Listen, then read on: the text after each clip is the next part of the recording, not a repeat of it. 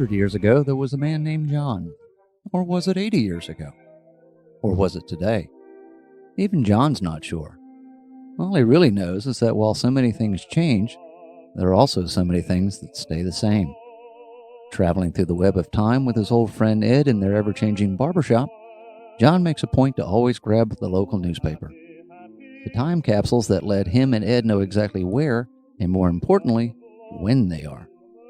No matter what part of time they land in, it seems John and Ed are known by every local they encounter, so it's best they stay up on the times. Today we find John returning to the shop with a copy of the Alexandria Gazette. The date is July 28, 1914, and they are in a place called Alexandria, Virginia. It's been 1 month since the assassination of Archduke Franz Ferdinand and his wife Sophie by the Black Hand. A chain of events that had been set in motion spiraled into something the world wasn't quite ready for, and that would literally change the landscape of an entire country forever. One day after the assassination, the 29th of June, Austria-Hungary requested an alliance with Germany to deal with Serbia. 1 week later, on the 25th of July, a quote-unquote blank check was offered to Austria-Hungary by Germany stating that they were indeed allies. There's a bit more fighting here and there, but nothing had officially been declared anything. Then on the 23rd of July, Austria-Hungary threatens war against Serbia if they don't comply with Austria-Hungary's list of demands within the next 48 hours. According to the terms of the ultimatum, the Serbian government would have to accept an Austro-Hungarian inquiry into the assassination of the Archduke, notwithstanding its claim that it was already conducting its own internal investigation. Serbia was also to suppress all anti-Austrian propaganda and to take steps to root out and eliminate terrorist organizations. In other words, the Black Hand, who was believed to have aided and abetted the Archduke's killer. Serbia at once appealed to Russia, whose Council of Ministers met on July 24th to determine a course of action. At that point, the Russian foreign minister voiced his belief that Germany was using the crisis over the Archduke's death as a pretext for starting a preventative war to defend its interests in the region, disregarding Austro-German beliefs that Russia would back down in the case of such conflict. But Russia wasn't backing down from anything, and the Council agreed to order 4 military districts to prepare for mobilization. While the world waited for Serbia's answer, Germany tried to control the effects of Austria-Hungary's demand. But none of the great powers were persuaded to see Austria-Hungary, with its relatively weak military, as acting alone. In other words, everyone knew Germany was playing a much larger role in the affair than they wanted to let on. By 1914, the battle lines had been drawn in Europe. If Germany stood with Austria-Hungary against Serbia, then they also stood against Russia. Guess they didn't realize or didn't care that Russia's allies, France and Britain, would be forced to step in and fight as well. Nevertheless, on July 28th, 1 month after the assassination, Austria-Hungary went ahead and officially declared war on Serbia, and that really got the ball rolling. And now we too are falling to the archive.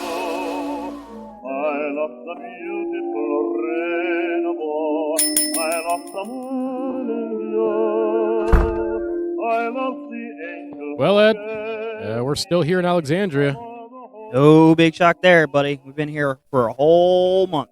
All right, let's see here. It's Tuesday, July 28th, 1914. Oh, yeah? Think they know what's happening over there in Austria-Hungary today? Well, let's see here. I'm thinking they might not just yet. Austrian troops take Belgrade. Serbians make no attempt to defend the capital but march out. Prospects for peace. England asks Vienna to submit grievances to Conference of European Powers. Washington, July 28th.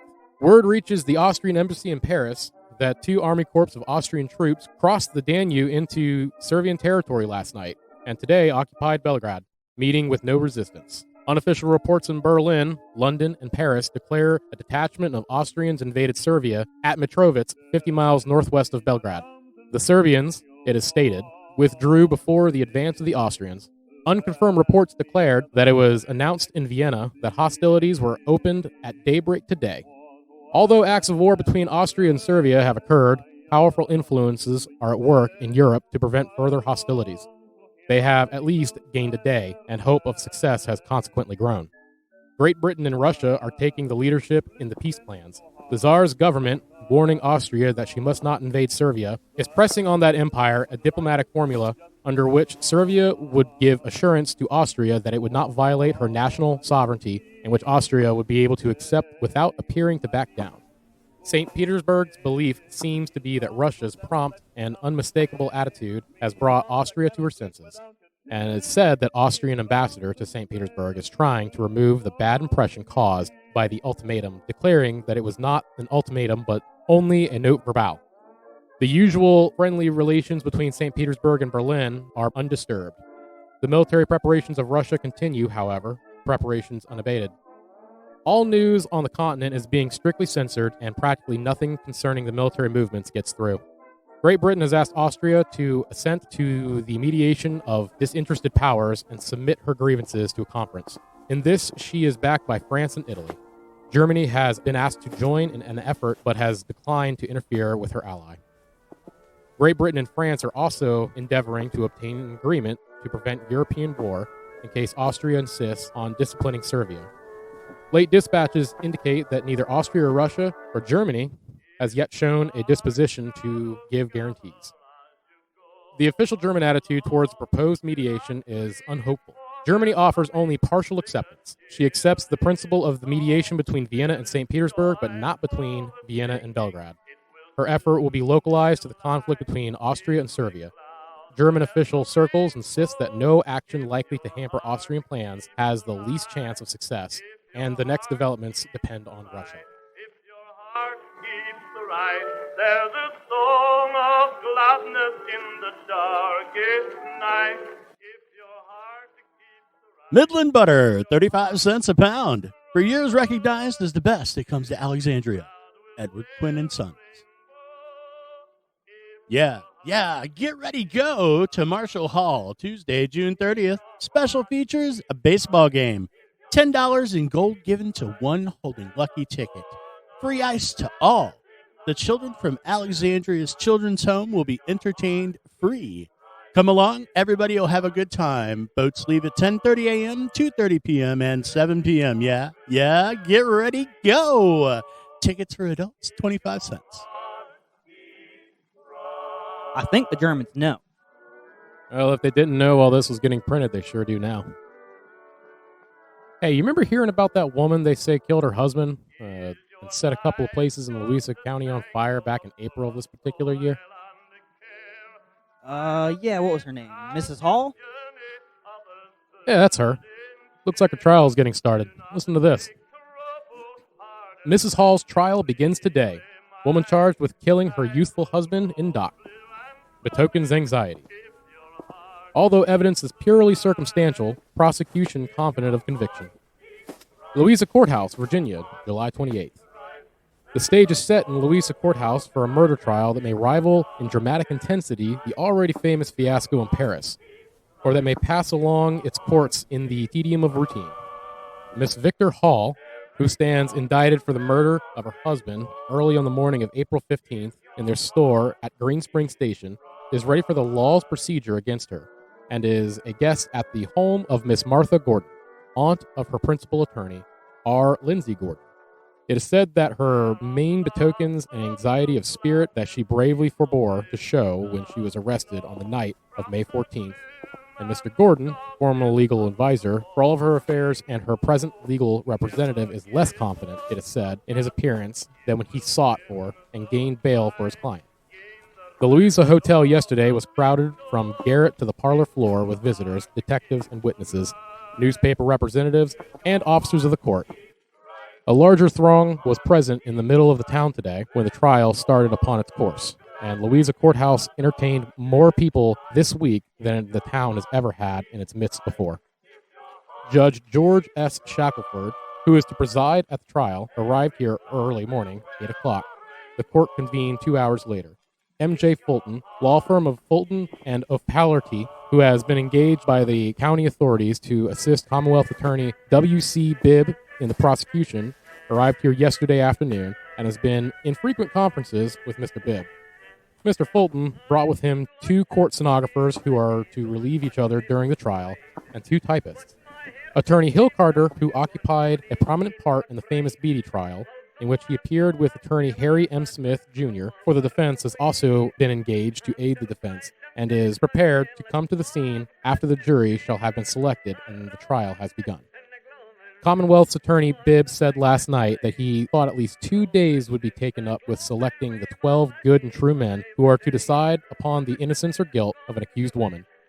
40 venere men have been summoned, a number, it is hoped, sufficiently large from which to select a jury. After the jury has been selected, it will be 10 days in which to finish the trial, although others believe a shorter time will be occupied in determining whether Miss Hall be innocent or guilty of the murder of her youthful husband. Evidence against Miss Hall is purely circumstantial, but if it be woven into a complex fabric, it will be difficult for her to escape the snares in which those circumstances have beset her path.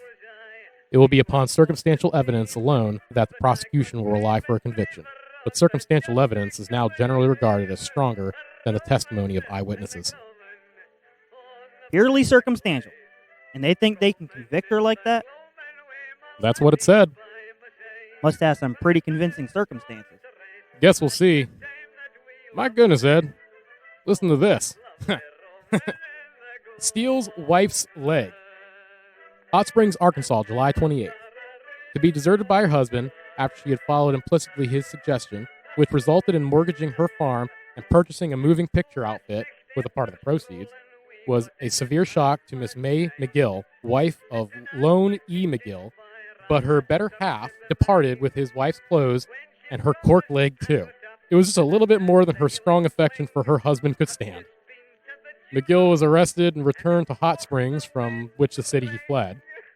He claimed to have no intention of deserting his wife, that he merely struck out for a new location and intended writing for her. Miss McGill, who was in the courtroom on crutches, agreed that if her husband returned her cork leg, she would drop the prosecution. I could love him if he gave me my leg back, she said. McGill produced the leg, and domestic peace was restored. You made that up. No woman's going to take back a man that runs off with her leg. Oh, Miss McGill will. All right, John. Now you know what I want to hear about. Come on. I know it's in there. Go ahead. Read it out. Yeah, you and your nosy self. All right, let's see here. Social and personals.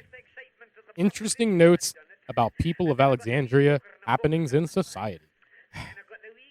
Mr. and Miss Charles Keith Carolyn are now in France. Mr. and Miss Howard W. Smith are spending a week in West Virginia. Miss Elizabeth Hampton of Philadelphia is the guest of Miss Jen A. Smith on South Lee Street. Miss Frank M. Hill and family returned last night from Atlantic City, where they have been spending several weeks. The Reverend William J. Morton, rector of Christ Episcopal Church, left today for Spotsylvania County, where he will spend the month of August. During his absence, Sunday morning service will be held by Reverend David Barr of Washington. Miss Ethel Jett and brother Milton are both sick at their home in North Henry Street with typhoid fever. Miss Addie Langley, who had been imposed for the past 3 weeks, is able to be out again. Mr. Stuart Jones and son Charles, who have been visiting in New York and Long Island, have returned home. A marriage license was issued in Washington yesterday to John T. Bollinger and Julia B. Buckley of Alexandria. Mr. John E. Lemire and Miss Blanche L. Chambers of Baltimore eloped to Alexandria on the morning of July 18th and were married. The ceremony was performed by Reverend P. Phillips of St. Paul's Church. Typhoid fever. Man, John, I sure hope this damn shop gets us out of this time soon. Oh, let's hope so, Ed. But don't count on it.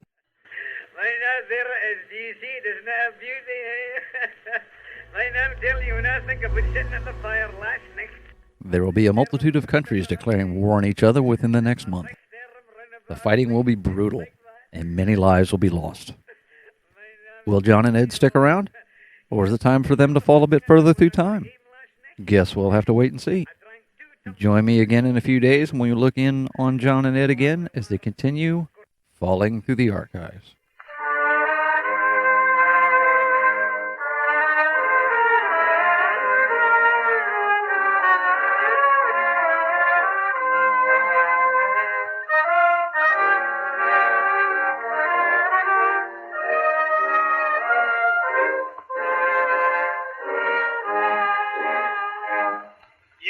No old 30. This podcast has been brought to you by Watershed Z Productions, starring Jim Hodges as the narrator, John Teach as John, Corey Andre as Ed, with special guest Mike Allender as advertisers. Music is from 1912 and 1914 and is in the public domain. In order, they are 1914, Panto Medley by Stanley Kirby with the Regimental Band of Scots. 1914, If Your Heart Keeps Right by Homer Rodeheaver. From 1912, Roamin and the Gloamin by Harry Lauder. And also from 1912, Silly Ass by Jack Charman. Sound design and editing done by Hayden Hodges. The newspaper articles read on the show are actual written accounts from the time period and can be found in the Library of Congress under Chronicling America. If you would like to help support the show, you can by sharing our show with your friends. Follow and leave us a review on iTunes. And check us out on Patreon at The Falling Archivist, where you'll find exclusive content and merchandise. In all honesty, it takes a lot to keep a show going, and we truly appreciate all the help we can get. Always pay attention to where and when you are, or you too may find yourself falling through the archives.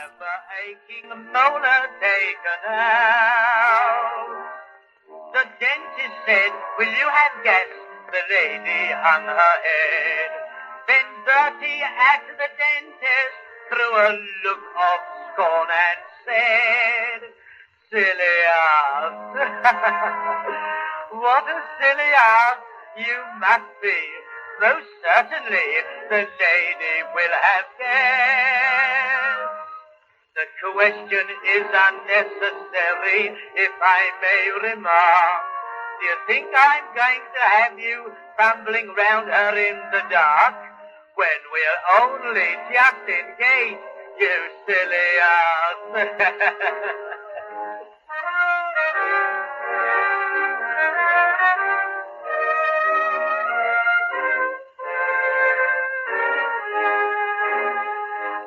Some amateur theatricals old Bertie once was in. He had to shift the scenes he didn't play. But when the lights were low in the middle of the show, he wandered on the stage, the silly Jane. The heroine mistook him for the villain, and she cried, "Lord Puddingcloth, at last we meet." But Jersey just replied, "Silly ass."